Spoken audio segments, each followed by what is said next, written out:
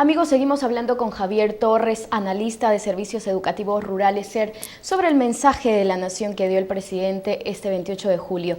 Bueno, otro punto importante que él anunció es la lucha antidrogas. ¿Ahí tú qué puedes mencionar?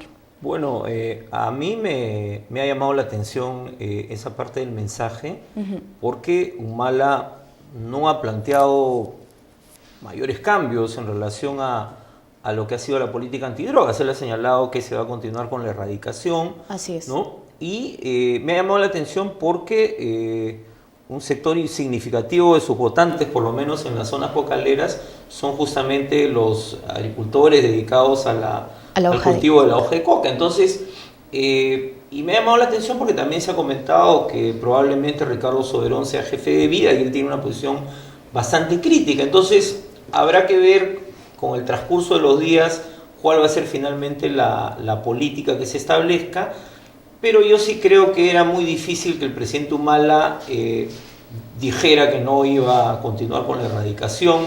Creo que es un mensaje también donde él se dirige a varios públicos y por eso se ha reafirmado en esta política, aunque supongo que con más énfasis en el tema de sustitución de cultivos, etc. Además, en este aspecto, él también ha mencionado que se creará que se hará una iniciativa de una cumbre presidencial regional. Bueno, eso es...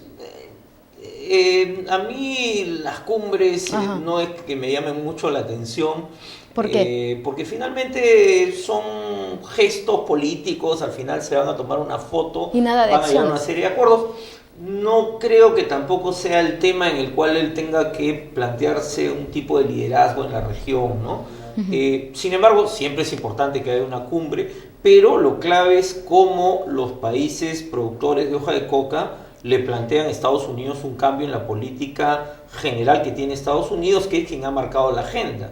Si es en ese sentido, sería interesante, pero como digo, va a haber que esperar todavía para saber bien cuál va a ser el eje de esa política antidrogas, ¿no?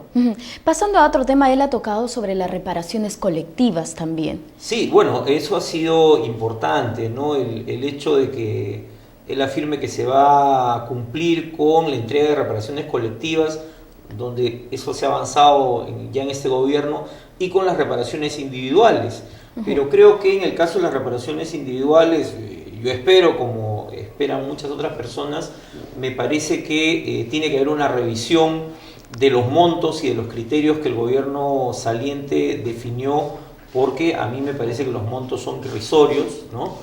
Por ejemplo... Y no fueron entre 5.000 y 10.000 soles más o menos, y que además no fueron consultados con las organizaciones que tenían una propuesta. Entonces me parece que en ese sentido será importante ver qué tipo de diálogo se establece. Yo creo que se va a dar con las organizaciones de afectados, y además esto tiene que ver con otro anuncio que me parece importante también, que ha hecho ya el ministro de Justicia, ¿no? De que el Ministerio de Justicia se va a llamar de Justicia y Derechos Humanos. Derechos humanos. Esto diría que va a haber un más énfasis en una política de defensa de los derechos humanos, es lo que todos esperamos, ¿no?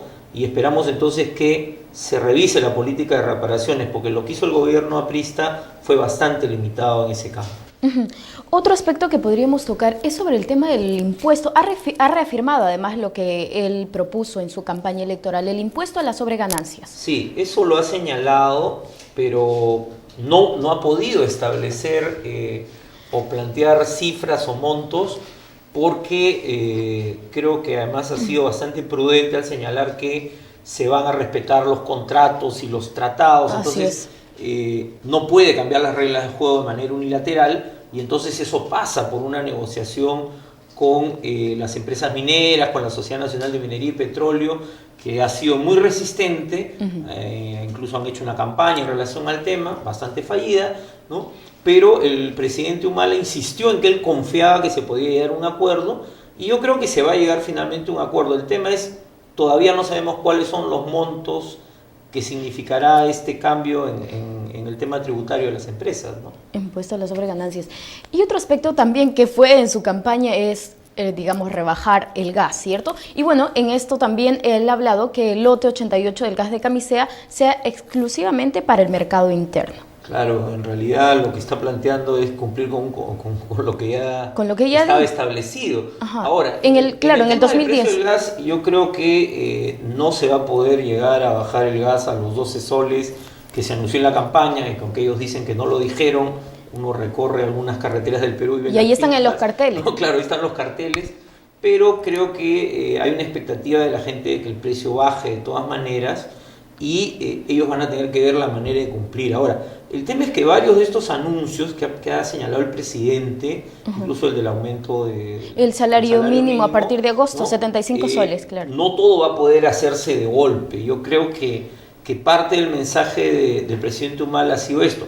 Él ha dicho gradualmente. Esto es lo que vamos a hacer, estos cambios van a ser graduales, ¿no? Ahora, habrá que ver cuáles son las prioridades. De hecho, las prioridades son las que han estado en el discurso.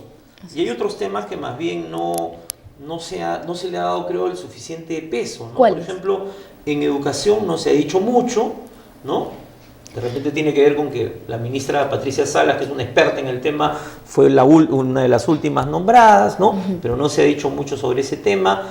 Volviendo a la descentralización, sobre la regionalización, que está trunca, tampoco se ha dicho nada.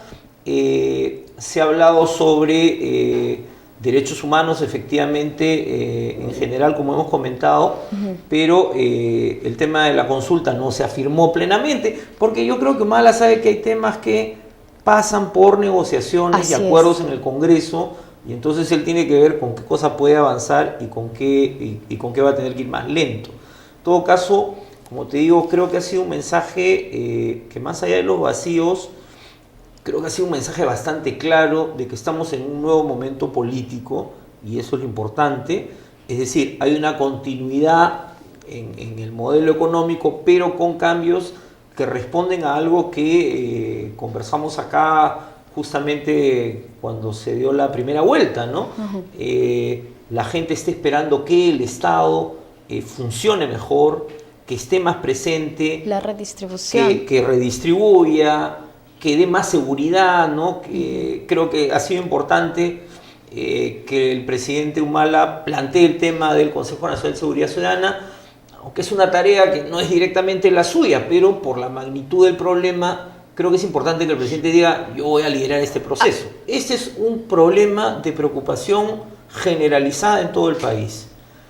A diferentes niveles, porque la preocupación de la seguridad en el distrito de Miraflores no es la misma que en el norte, donde hay una serie de bandas de sicarios, ¿no?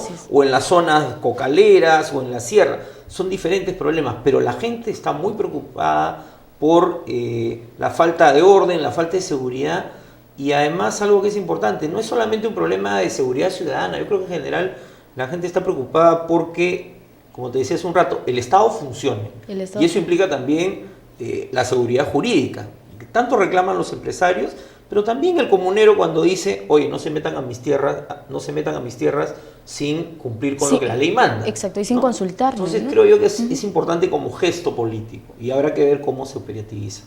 Muchísimas gracias, Javier, por estar aquí en Enlace Nacional. Nosotros, amigos, regresamos tras la pausa. No se mueva.